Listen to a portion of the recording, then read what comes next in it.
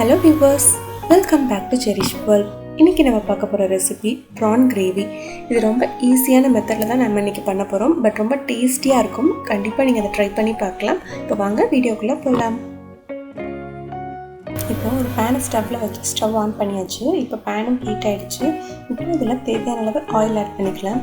நான் வந்து ஒரு 5 to 6 ஸ்பூன் அளவுக்கு ஆயில் ஆட் பண்றேன்.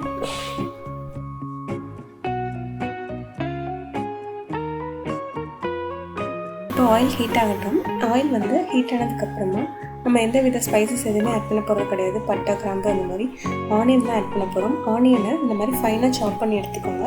நான் வந்து medium size onion 3 onion add பண்ணியிருக்கேன். இப்போ இதை ஆட் பண்ணிவிட்டு நல்லா கோல்டன் ப்ரௌன் வர அளவுக்கு நல்லா வதக்கி விடுங்க. இந்த மாதிரி ஃபைனாக சாப் பண்ணிங்க அப்படின்னா தான் நல்லா ஒரு கிரேவி கிடைக்கும். ஸோ இந்த மாதிரி நீங்கள் பார்த்துக்கோங்க.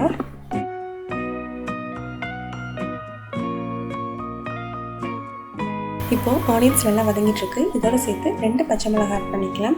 நீங்கள் ஆட் பண்ணிவிட்டு இதையும் சேர்த்து நல்லா வதக்கி விடுங்க. ஆனியன் வந்து நல்லா கோல்டன் ப்ரௌன் ஆகணும். இது வந்து மீடியம் ஃப்ளேமில் வச்சுருங்க, ஹை ஃப்ளேமில் வைக்காதீங்க. மீடியம் ஃப்ளேமில் வச்சு ஒரு மூடி போட்டு கூட மூடி வச்சிடலாம். இப்போ ஆனியன் வதங்கிறதுக்கு ஒரு ஸ்பூன் அளவுக்கு கல் உப்பு ஆட் பண்ணிக்கிறேன். சால்ட் போட்டு நல்லா மிக்ஸ் பண்ணி விட்டதுக்கப்புறமா ஒரு மூடி போட்டு மூடி வச்சுருங்க. மூடி வச்சுட்டு ஒரு 3 மினிட்ஸ் இருக்கட்டும். அதுக்கப்புறமா பாருங்கள் நல்லா ஒரு கோல்டன் ப்ரௌன் அளவுக்கு வதங்கியிருக்கும். இந்த ஸ்டேஜ் இருக்கும்போது இதில் ஒரு ஸ்பூன் அளவுக்கு இஞ்சி பூண்டு பேஸ்ட் ஆட் பண்ணிக்கோங்க.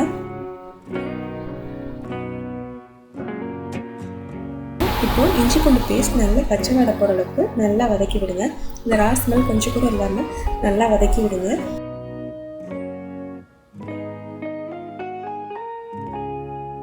இப்போ பாருங்கள் பச்சை வாடை போகிற அளவுக்கு நல்லா வதக்கியாச்சு. இதோடு சேர்த்து ஒரு 1/4 ஸ்பூன் அளவுக்கு மஞ்சள்தூள் ஆட் பண்ணுறேன். இதோடவே சேர்த்து வீட்டில் அரைச்சி வச்ச குழம்புத்தூள் இருக்கும்ல, அதை வந்து ஒரு 2 ஸ்பூன் ஆட் பண்ணிக்கோங்க. நம்ம வீட்டில் அரைச்ச குழம்புத்தூள்னா இன்னும் டேஸ்ட் நல்லாயிருக்கும். ஸோ வீட்டில் அரைச்சதே ஆட் பண்ணுங்கள். இதோடு சேர்த்து நம்ம வீட்டில் அரைச்ச மிளகாய்த்தூள், தனி மிளகாய்த்தூள் இருக்கும்ல, அது ஒரு ஸ்பூன் ஆட் பண்ணுங்கள். இது மட்டும்தான் நம்ம மசாலா ஆட் பண்ண போகிறது, மற்ற எதுவுமே தேவையில்லை.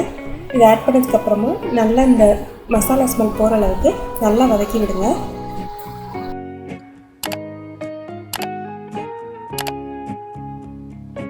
இப்போ மசாலா நல்லா வதங்கிடுச்சு. இப்போ இதோட சேர்த்து தேவையான அளவு தண்ணி ஆட் பண்ணிக்கலாம். நம்ம தண்ணி ஆட் பண்ணிவிட்டு இதை நல்லா கொதிக்க விடணும். அப்போ தான் அந்த தண்ணியோடு சேர்ந்து அந்த மசாலாவும் நல்ல ஒரு கரெக்டான இந்த கன்சிஸ்டன்சி கிடைக்கும். அதனால் தண்ணி நல்லா கொஞ்சம் கூடவே ஆட் பண்ணிக்கோங்க. ஆட் பண்ணிவிட்டு இது நல்லா ஒரு மூடி போட்டு ஒரு 5 நிமிஷத்துக்கு நல்லா கொதிக்க விடுங்க. அப்போ தான் அது கரெக்டான அந்த கிரேவி கன்சிஸ்டன்சி நமக்கு வரும்.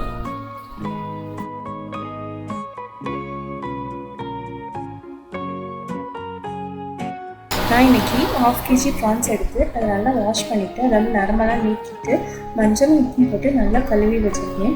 இப்போ இதை வந்து இதில் ஆட் பண்ணிக்க போகிறோம். பாருங்கள் ஒரு 5 மினிட்ஸ் ஆகிடுச்சு, நல்லா கொதி வந்துடுச்சு. இப்போ இதில் வந்து இந்த ப்ரான்ஸ் ஆட் பண்ணிக்கலாம். இந்த ப்ரான்ஸ் ஆட் பண்ணதுக்கப்புறமா ஒரு 8 to 10 மினிட்ஸ் வந்து இந்த ப்ரான்ஸ் வேகிற டைம். ஸோ இதை வந்து நல்லா மிக்ஸ் பண்ணி விட்டுட்டு மீடியம் ஃப்ளேமில் வச்சுட்டு ஒரு மூடி போட்டு மூடி வச்சுருங்க. அந்த 8 to 10 மினிட்ஸ்க்குள்ளே ப்ரான்ஸ் நல்லா வெந்துடும். அதுக்குள்ளேயும் கரெக்டாக இருக்கும்.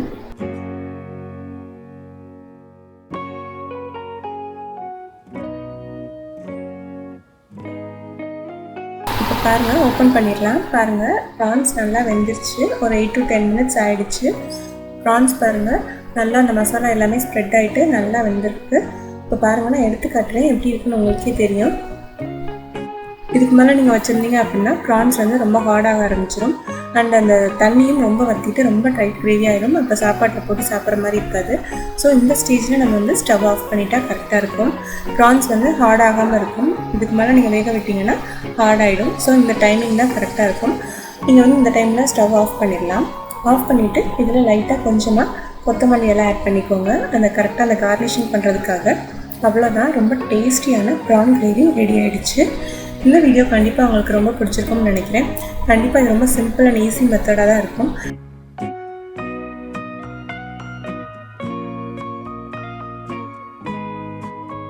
ட்ரை பண்ணி பார்த்துட்டு எப்படி இருந்துச்சுன்னு கமெண்ட்டில் சொல்லுங்கள். இந்த வீடியோ பிடிச்சிருந்தா மறக்காமல் ஒரு லைக் பண்ணுங்கள். உங்கள் ஃப்ரெண்ட்ஸ்க்கும் ஷேர் பண்ணுங்கள். இன்னும் நம்ம சேனலை சப்ஸ்கிரைப் பண்ணலாம், சப்ஸ்கிரைப் பண்ணுங்கள். ஃபியூச்சர் அப்டேட்ஸ் பார்க்குறதுக்காக மறக்காமல் பெல் ஐக்கானையும் கிளிக் பண்ணுங்கள்.